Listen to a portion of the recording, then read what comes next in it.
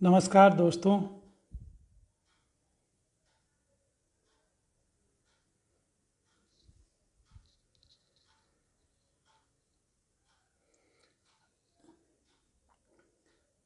Hello, hi everyone.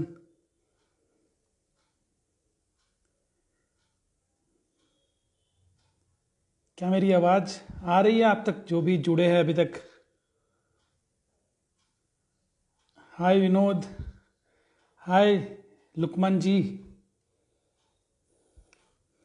आज मैं आप लोगों को अपनी कुछ कविताएं सुनाऊंगा। बहुत दिनों के बाद फिर से लाइव हुआ हूं, तो धीरे धीरे लोग मेरे साथ जुड़ जाएं, बहुत मज़ा आएगा। बहुत दिन हो गया है, बहुत दिनों से रूबरू होना चाह रहा था। हाय विनोद, कैसे हैं आप? All good, great. 5-7 लोग जुड़ गए हैं, वाह। सो चूँकि आज वैलेंटाइन डे भी है और आज पुलवामा के शहीदों को श्रद्धांजलि देने का भी दिन है, तो इन्हीं सब बातों को ध्यान में रखते हुए, हाय स्नेहल जी। अ, इधर कुछ जातीय व्यस्तता, कुछ पर्सनल चीज़ों के कारण बहुत दिनों से लाइव नहीं हो पा रहा था। हालांकि लिखना मैंने बंद नहीं किया, लिख ही रहा हूँ, बीच बीच में आप लोगों के साथ शेयर करता ही रहता हूँ। तो इच्छा हुई कि चलो अपनी हाल फिलहाल की कुछ लिखी हुई कविताओं को आपके साथ पढ़ूं, बांटूं। रवि भैया आ गए हैं, नमस्कार। तो इस तरह से काफ़ी वक्त हुआ, बट आप सबकी बहुत याद आती थी। मैंने बोला चलो आज फिर से एक बार फेसबुक लाइव होके अपनी भावनाओं को प्रेषित करें, बताएं, आपके साथ शेयर करें। तो आप सबको पहले तो ढेर सारा नमस्कार। मुझे यकीन है आप सब जहाँ भी होंगे सुरक्षित होंगे, अच्छे होंगे। आज भास्कर, हेलो।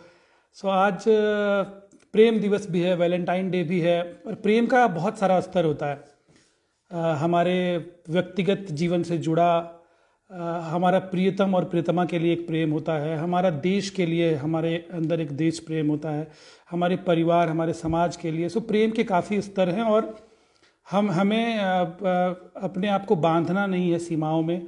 अपने प्रेम को जितना ज़्यादा व्यक्त कर सकते हैं, दर्शाने की जहाँ भी ज़रूरत हो दर्शाना ही चाहिए। सो आप सबको हैप्पी वैलेंटाइंस डे। और साथ साथ मैं शुरुआत करूँगा, आज मैंने एक कविता लिखी है पुलवामा के शहीदों को श्रद्धांजलि देने के लिए। सो मैं अपनी पहली कविता जो पाठ करूँगा आप सबके सामने वो होगी पुलवामा के शहीदों को, वीरों को श्रद्धांजलि। सो मेरा मनोबल बढ़ाइए, साथ में जुड़े रहिए। 4-5 कविताएं पढ़ूंगा और आशा करूंगा आपको पसंद आएगी कविताएं। सो पहली कविता पढ़ने जा रहा हूं, पुलवामा के वीरों को श्रद्धांजलि। सो इस प्रकार पहली पंक्तियां हैं। आज देश के कुछ वीरों ने अपनी जान गंवाई थी, आज देश के कुछ वीरों ने अपनी जान गंवाई थी, पुलवामा के उस हमले में वीर गति जो पाई थी, पुलवामा के उस हमले में वीर गति जो पाई थी। आत्मघाती हमले ने हम सब की ही नींदें उड़ाई थी, सो गए ढेरों पुत्र जिन्होंने देश की शान बढ़ाई थी। आपको पता होगा 45 सीआरपीएफ के जवान शहीद हो गए थे। श्रीनगर से जा रहे थे वो, रास्ते में उन पर अटैक हुआ था। बहुत ही दर्दनाक घटना थी वो हम सब के लिए। सो ये पहली पंक्तियाँ थी। आज देश के कुछ वीरों ने अपनी जान गंवाई थी, पुलवामा के उस हमले में वीर गति जो पाई थी, आत्मघाती हमले ने हम सबकी ही नींद उड़ाई थी, सो गए ढेरों पुत्र जिन्होंने देश की शान बढ़ाई थी। अविरल धार बहे अश्रु के परिजन कितना रोए थे, हृदय व्यथित हुआ था सबका, देश ने बेटे खोए थे। लेंगे बदला, लेंगे बदला, फिर हमने भी एक कसम यह खाई थी, सर्जिकल स्ट्राइक करके उनकी औकात बताई थी। सो ये 4 पंक्तियां थी। उसके बाद हमने भी सर्जिकल स्ट्राइक किया था और बदला लिया था हमने। स्वागत है नम्रता जी, पंकज जी। सो अगली लाइन्स हैं। सुन लो पाक चीन तुम सुन लो, भारत से मत टकराना। सुन लो पाक चीन तुम सुन लो, भारत से मत टकराना। पीठ पीछे के षड्यंत्र छोड़ जरा सामने सामने आ जाना। आतंकियों को संरक्षण देना अगर बंद नहीं कर पाओगे, इतने सर्जिकल स्ट्राइक होंगे मिट्टी में मिल जाओगे, इतने सर्जिकल स्ट्राइक होंगे मिट्टी में मिल जाओगे। अगली 4 पंक्तियां श्रद्धा सुमन अर्पित करने के लिए है उन वीरों को। चलो आज एक दीप जलाकर उन वीरों को याद करें, चलो आज एक दीप जलाकर उन वीरों को याद करें, मिले उन्हें चिर असीम शांति ईश्वर को फरियाद करें। चलो करे कुछ पुष्प समर्पित, ये 2 पंक्तियां लास्ट की हैं, शायद अच्छा लगे आपको। चलो करे कुछ पुष्प समर्पित भारत माँ के चरणों में, चलो करे कुछ पुष्प समर्पित भारत माँ के चरणों में, जब तक हो सांस तिरंगा रहे हम सबके अंतःकरणों में, जब तक हो सांस तिरंगा रहे हम सबके अंतःकरणों में।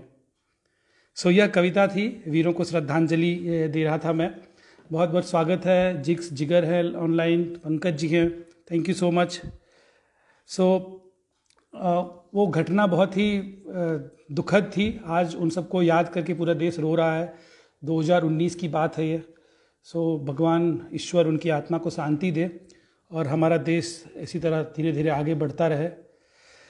सो पहली ये मेरी कविता थी जो मैंने आप सबके साथ शेयर की, वो थी पुलवामा के वीरों को श्रद्धांजलि। मैं अब आपको अपनी एक और कविता सुनाऊंगा जो मैंने देश के ऊपर ही लिखी थी, और यह कविता मैंने आप सबके साथ पहले भी एक बार पढ़ी है, बट मैं एक बार फिर से आप सबको पढ़ के सुनाऊंगा। नमस्ते मातृभूमि, क्योंकि हम मातृभूमि को याद कर रहे हैं, देश के वीरों को याद कर रहे हैं, और ये मेरी मुझे बहुत पसंद है मेरी यह कविता। सो आप सबको समर्पित फिर से नमस्ते मातृभूमि। ध्रुव आपका स्वागत है। नमस्ते सदा वत्सले मातृभूमि, नमस्ते सदा वत्सले मातृभूमि, तेरे चरणों में खुद को लगा दूंगा मैं, तेरे कर्ज को अब चुकाऊंगा ऐसे, दुश्मनों को चिर निद्रा सुला दूंगा मैं। दोस्ती करके धोखा जो देते हैं देश, दोस्ती करके धोखा जो देते हैं देश, उन देशों को इसकी सजा दूंगा मैं। 1 इंच जमी लेके देखें जरा, 1 इंच जमी लेके देखें जरा, पूरी कायनात उनकी मिटा दूंगा मैं। यह कविता मैंने उस समय लिखी थी जब पाक, चाइना और अभी नेपाल बहुत युद्ध जैसी स्थिति बन रही थी कुछ महीनों पहले, उस समय लिखी थी मैंने ये। तो मैंने लिखा था 1 इंच जमी भी लेके देखें जरा, पूरी कायनात उनकी मिटा दूंगा मैं। आगे की पंक्तियां हैं, माँ भारती तेरे लाल मरते हैं तुझ पे, माँ भारती तेरे लाल मरते हैं तुझ पे, तू सो जा की लोरी सुना दूंगा मैं, तू सो जा की लोरी सुना दूंगा मैं। तू रहेगी सुरक्षित ये वादा है मेरा, तू रहेगी सुरक्षित ये वादा है मेरा, सर झुकेगा नहीं सर कटा लूंगा मैं। और आगे की लास्ट की अंतिम की 4 पंक्तियां हैं, भारती तेरे पुत्र कदापि डरते नहीं, भारती तेरे पुत्र कदापि डरते नहीं, सबक उनको समय से सिखा दूंगा मैं। बच्चे बूढ़े जवां सबके दिल में हो तुम, कोने कोने तिरंगा लगा दूंगा मैं, कोने कोने तिरंगा लगा दूंगा मैं। सो ये मेरी कविता थी नमस्ते मातृभूमि। आप सबका बहुत बहुत धन्यवाद जुड़ने के लिए, सुनने के लिए, अपना समय देने के लिए। सो जैसा मैंने कहा कि प्रेम के बहुत सारे स्तर हैं, देश प्रेम की बात की हमने, इसी तरह से हमारे जीवन में हमारी माता का, हमारी मदर का एक बहुत अहम रोल है, उनका एक माँ की एक अहम भूमिका है। सो इस प्रेम दिवस के दिन मैं अपनी माँ को भी प्रणाम करता हूँ, और उनके लिए जो मैंने कविता लिखी थी आप सबको समर्पित की थी मैंने पहले, वह कविता भी मैं पढ़ के सुनाऊँगा आपको। और वो यह थी माँ कविता जो मेरी है वो मैं आपको सुनाऊँगा।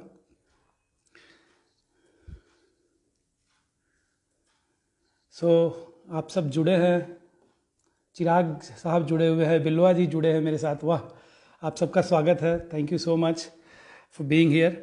सो मैं अपनी कविता माँ पढ़ रहा हूँ। माँ तेरी ममता से मुझको जीवन का संज्ञान मिला, माँ तेरी ममता से मुझको जीवन का संज्ञान मिला, तेरी मेहनत से ही मुझको मुझ जैसा इंसान मिला। मेरी पैरों के कांटों से तुझ नैनों के अश्रुधार चले, जैसे छोटी जीतों पर खुशियां अनंत अपार मिले। जब मेरी जीत हुई तब मेरी माँ को खुशी हुई। सो मैंने लिखा है कि जैसे छोटी जीतों पर खुशियां अनंत अपार मिले। आगे की पंक्तियां हैं, मैं तुझको कुछ दे पाऊँ, हाँ इतनी मेरी औकात नहीं। हम अपनी माँ को कुछ नहीं दे पाएंगे, उनका कर्ज हम कभी नहीं उतार पाएंगे। मैं तुझको कुछ दे पाऊँ, हाँ इतनी मेरी औकात नहीं, तेरे करुणा का मोल करे देवों तक की बिसात नहीं। मुखार विंद पर तेरे रौनक से मेरी छटती दूर निराशा है, हर जीवन में पुत्र तुम्हारा होने की एक अभिलाषा है, हर जीवन में पुत्र तुम्हारा होने की एक अभिलाषा है। अंतिम की 2 पंक्तियां हैं। तेरी चरणों की पूजा कर आभार प्रदर्शित करता हूँ, तेरी चरणों की पूजा कर आभार प्रदर्शित करता हूँ, तेरी बगिया का पुष्प माँ तुझको ही अर्पित करता हूँ, तेरी बगिया का पुष्प माँ तुझको ही अर्पित करता हूँ। आज हमारे पास जो भी है हमारे माँ के पिता के आशीर्वाद से है, तो हम जो भी कुछ दे पाएंगे उनके लिए कुछ कर पाएंगे, सो उनकी बगिया का पुष्प ही है। सो सारी माताओं को मेरा प्रणाम। सो ये था, तो देश प्रेम की बात की हमने, मातृ प्रेम की बात की।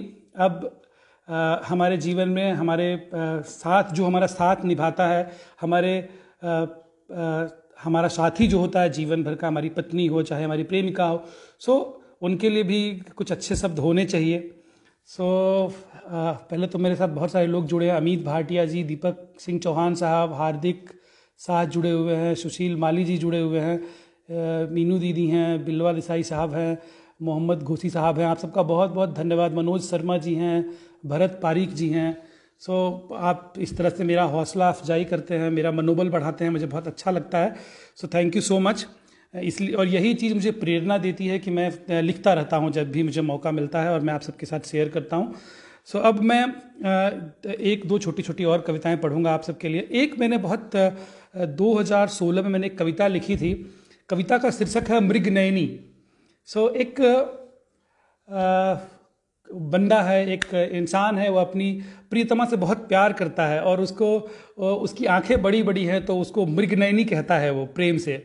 सो मृगनयनी के लिए उसने कुछ अपने शब्द कवि ने उस मृगनयनी को प्रेषित किए हैं। सो आपको यह सुनाता हूँ एक कविता अपनी, मृगनयनी। सो सुनिएगा ध्यान से, शायद आपको अच्छा लगे। मृगनयनी तेरे नेत्रों से जीवन को माधुर्य मिला। माधुर्य मतलब प्रेम। मृगनयनी तेरे नेत्रों से जीवन को माधुर्य मिला, जैसे चंद्रोदय होने से संध्या को सौंदर्य मिला। जब चंद्रोदय होता है, शाम में चंदा का आगमन होता है, तो संध्या कितनी सुंदर हो जाती है, ब्यूटीफुल इवनिंग हो जाती है। उसी पर मैंने लिखा है, जैसे चंद्रोदय होने से संध्या को सौंदर्य मिला, बड़ी बड़ी इन नयनों से मन को ऐसे अनुराग मिला, जैसे एक विचलित मधुकर को पुष्पों से पराग मिला। मधुकर कहते हैं भौरे को। सो कवि मन कह रहा है कि बड़ी बड़ी इन नयनों से मन को ऐसे अनुराग मिला, जैसे एक विचलित मधुकर को पुष्पों से पराग मिला, हनी मिला भौरे को। इन सुंदर सुडौल आंखों में गहराई का आभास हुआ, जैसे तिमिर हटाने को अलौकिक एक प्रकाश हुआ। इन नेत्र पटल के पलकों से भी रोशन जग अनंत हुआ, जैसे पतझड़ के जाने से आगमन ऋतु बसंत हुआ। जैसे पतझड़ के जाने से आगमन ऋतु बसंत हुआ। तो पतझड़ के जाने के बाद जैसे ऋतु बसंत का आगमन होता है, तो जैसे हमारे दिल में कलियां खिल जाती हैं प्रेम की, उस पर मैंने लिखा था। आगे की 2 लाइनें हैं। हाँ मृगनयनी तेरे नैनों से मन कुंठित को प्राण मिला, जैसे वसुधा रूपी अधरों को अमृत का रसपान मिला, अमृत का रसपान मिला। हाँ मृगनयनी तेरी नैनों से मन कुंठित को प्राण मिला, जैसे वसुधा रूपी अधरों को अमृत का रसपान मिला। सो यह कविता थी मृगनयनी, जो एक सुंदरी के सौंदर्य को बताने के लिए लिखी गई थी। सो ये थी मेरी कविता मृगनयनी। आप सबको अच्छी लगी होगी। आप सबका बहुत बहुत धन्यवाद। काफ़ी सारे लोग जुड़े हुए हैं। मोहम्मद घूसी जी हैं, धन्यवाद। आनंद कुमार जी हैं, कुणाल दर्जी भी देख रहे हैं, थैंक यू सो मच आप सबका जुड़ने के लिए। अब प्रेम रस से ही जुड़ी, मैं तो एक्चुअली देश रस से वीर रस की कविताएं ज़्यादा लिखता हूं, बट फिर भी बीच बीच में कभी कभी प्रेम रस की कविताएं भी लिखता हूं, और आज प्रेम दिवस है, सो आपको 1-2 कविता सुनाऊंगा। तो पहली कविता मैंने आपको सुनाई अपनी। अब मैं आपको एक अपनी दूसरी कविता सुनाऊंगा, जिसका शीर्षक है आ जाओ। सो आ जाओ आप सबको प्रस्तुत करूंगा मैं।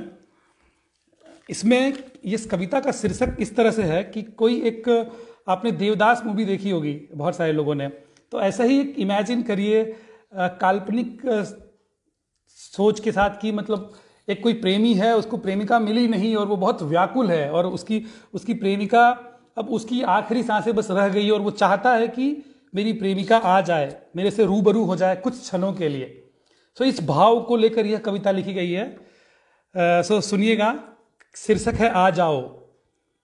मैंने लिखे हैं शब्द ऐसे हैं कुछ हे प्रिय अगर तुम समझ सको, हे प्रिय अगर तुम समझ सको, जो मन आंगन में थिरक सको, बहुधा तुम आकर चली जाना, बस एक बार तुम आ जाओ। अनुनय विनय की बात चल रही है, एक बार तुम आ जाओ। सो बस एक बार तुम आ जाओ। आगे की पंक्तियां हैं। चंचल चितवन ये मन मेरा, हृदय में तेरा ही डेरा, बेशक तुम आकर चली जाना, बस एक बार तुम आ जाओ। बस इतनी आस रही मन को, कुछ प्राण मिले इन नयनन को, बदरा की इतनी आस नहीं, कुछ नीर मिले झर जीवन को, कुछ नीर मिले झर जीवन को। सो ही इज थिंकिंग कि मुझे थोड़ा सा पानी की जो दो बूंदे मिलती हैं, वो उसकी वैसा भी कुछ नीर मिल जाए, तो कुछ नीर मिले झर जीवन को। आगे की पंक्तियां हैं। सच में तुम आकर चली जाना, बस एक बार तुम आ जाओ। हो कुंठित होकर बैठा मन, है तेरे बिन नीरस यौवन, जो पुष्प नहीं फूल नहीं, जो पुष्प नहीं तो क्या उपवन, जैसे शशि बिन नभ में सूनापन। अगर चंद्रमा नहीं हो तो आकाश में सूनापन हो जाएगा। तो कवि लिखता है जो पुष्प नहीं तो क्या उपवन, जैसे शशि बिन नभ में सूनापन, निश्चित ही आकर चली जाना, बस एक बार तुम आ जाओ।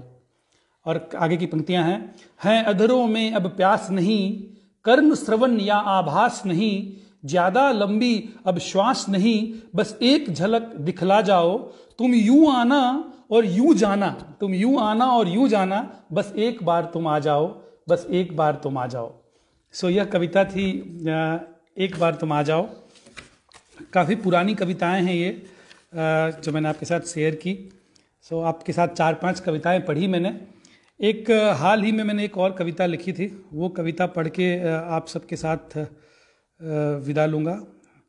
सो यह जो कविता है यह मैंने बहुत हाल ही में लिखी है। गुंजन आपका स्वागत है, निरुपम भी देख रहे हैं, निरुपम आपका भी स्वागत है। Thank you so much Meenu दीदी। शीतल जी देख रही थी, वेंकट रमन अय्यर साहब जुड़े हुए थे, थैंक यू सो मच। सो बहुत बहुत धन्यवाद आप सबका जुड़ने के लिए और अच्छी मेरा मनोबल बढ़ाने के लिए, थैंक यू सो मच। यह मैं एक थॉट्स के साथ कुछ अच्छी बातों के साथ मैं अपने इस प्रोग्राम का, इस लाइव प्रोग्राम का अंत करना चाहूँगा। सो जितने लोग जुड़े हैं उनसे रिक्वेस्ट करूँगा जुड़े रहिए, इस आखिरी कविता को सुनिए और मुझे ज़रूर कमेंट करके बताइए कि आपको मेरी ये आखिरी कविता कैसी लगी। बहुत छोटी सी बात है लेकिन समझने की बात है। कविता का शीर्षक है थोड़ी सी जिद। होता क्या है, कभी कभी बहुत छोटी सी जिद परिवार को तोड़ देती है, रिश्तों को बिगाड़ देती है, दोस्तों को दूर कर देती है और वही थोड़ी सी जिद हमें अपने जीवन में कई बार पीछे लेकर चली जाती है।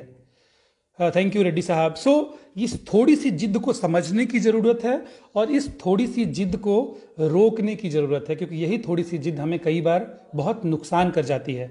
सो अंतिम कविता पढ़ रहा हूँ आप सबकी सेवा में, आप सबको समर्पित कर रहा हूँ। शीर्षक है थोड़ी सी जिद। मंथन जी आपका बहुत स्वागत है देखने के लिए, जुड़ने के लिए। सो सुनिएगा थोड़ी सी जिद। इस तरह से शुरू होती कविता। ये थोड़ी सी जिद जो छोड़ दी होती, ये थोड़ी सी जिद जो छोड़ दी होती, रिश्तों को समझने की कोशिश ही होती। सिर्फ कोशिश की होती हमने अगर रिश्तों को समझने की। सो मैंने लिखा है ये थोड़ी सी जिद जो छोड़ दी होती, रिश्तों को समझने की कोशिश ही होती, सब होते साथ साथ और आंगन में खुशियाँ, सब होते साथ साथ और आंगन में खुशियाँ, न रहते बाबा अकेले न बूढ़ी माँ रोती, न रहते बाबा अकेले न बूढ़ी माँ रोती। बहुत सारे घरों में, गाँव में आज रिश्तों में टूटाव हो गया। रीजन थोड़ी सी जिद होती है, बस उसका कारण थोड़ी सी जिद होती है। तो इसलिए मैंने लिखा था ये दो लाइनें बहुत अच्छी थी। सब होते साथ साथ और आंगन में खुशियाँ, न रहते बाबा अकेले न बूढ़ी माँ रोती। आगे की पंक्तियाँ सुनिएगा, अच्छा लगे तो कमेंट करिएगा। ये जो थोड़े थोड़े बातों पे रोना और रूठना, ये जो थोड़े थोड़े बातों पे रोना और रूठना, न नए को समझना न पुराने को भूलना, यही होता है ना कुछ अंदर रह जाती है बात, उस पुरानी बात को हम भूलते नहीं और नए को समझने की कोशिश भी नहीं होती। तो इसलिए मैंने लिखा है ये जो थोड़े थोड़े बातों पे रोना और रूठना, ना नए को समझना न पुराने को भूलना, अगर प्रकृति की जिद भी ऐसी ही होती, अगर प्रकृति की जिद भी ऐसी ही होती, न सूरज निकलता न रातें ही होती। अगर प्रकृति ऐसे ही जिद कर लेती जैसे हम जिद करते हैं कभी कभी अपने जीवन में, तो क्या होता, न सूरज निकलता न रात ही होती। आगे की पंक्तियां सुनिएगा।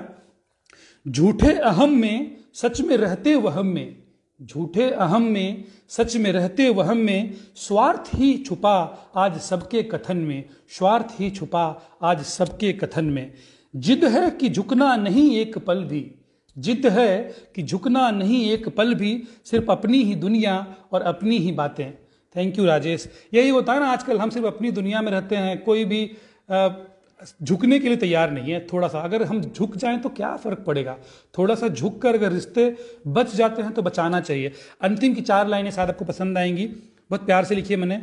ये थोड़ी सी जिद अगर जो छोड़ पाते, ये थोड़ी सी जिद अगर जो छोड़ पाते, ये थोड़ी सी जिद अगर जो छोड़ पाते, न खामोशी ही होती न दूर हुए जाते। ये थोड़ी सी जिद अगर जो छोड़ पाते, न खामोशी ही होती न दूर हुए जाते। जिंदगी की डगर पे सब बढ़ते मुस्कुराते, जिंदगी की डगर पे सब बढ़ते मुस्कुराते। घर होता स्वर्ग और रिश्ते सौगाते, घर होता स्वर्ग और रिश्ते सौगाते। सो ये थोड़ी सी जिद छोड़ के अगर हम घर को स्वर्ग बनाएं और रिश्ते हमारे लिए गिफ्ट हो जाएंगी, सौगातें हो जाएंगी। सो ये मेरा आप सबों के साथ छोटा सा रूबरू होने का आज का कार्यक्रम था। मुझे बहुत अच्छा लगता है आपसे मिलकर, आपसे बातें कर कर, और मेरे अंदर की भावनाओं को जो मैं कविता के रूप में पिरोता हूँ उनको आप सबके सामने रखकर। सो आप सब ने अच्छे कमेंट्स किए हैं, लाइक दिया है इस प्रोग्राम को, बहुत बहुत धन्यवाद। जुड़े रहिए, मैं और अच्छी अच्छी कविताएं लिखता रहूँगा, लाता रहूँगा आप सबकी सेवा में। आप सब मुझे ढेर सारा प्रेम देते हैं, देते रहिए। आप सबका अपना विकास झा। नमस्ते, थैंक यू सो मच।